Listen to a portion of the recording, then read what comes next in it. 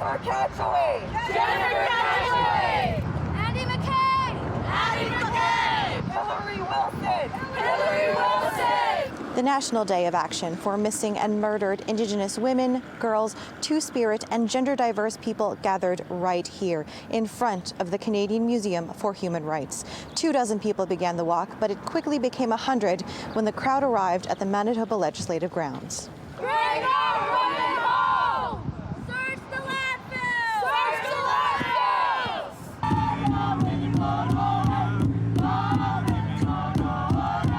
Red dress signs were placed into the grass as the crowd called for the government to search the landfill. Among the voices in the crowd, the family of Aisha Hudson. She was only 16 when she got taken from me. Hudson's little sister, Anastasia, walked alongside her dad William and his partner, holding a handmade sign. Anastasia says days like these are important, as she still thinks of her older sister all the time. Hudson was fatally shot by a Winnipeg police officer in 2020.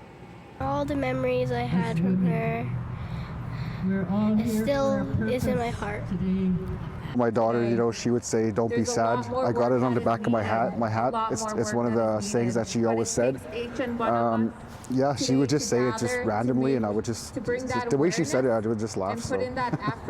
William smiles whenever someone says Aisha's name and always has a memory of her to share. The one that stands out to me the most is, you know, walking her to school and holding her hand, even hugging her going in. And, you know, as a teenager, you don't want your dad to walk you to school. You don't want your dad to hold your hand, you know. And she's always said to me, Dad," but, you know, with an emotion of happiness, I guess, you know. And it was just something that we did all the time when I walked her into school.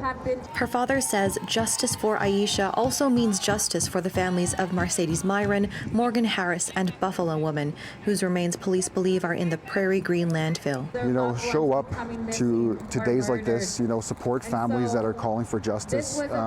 You know, we want transparency, we want accountability. You know, just show up, please.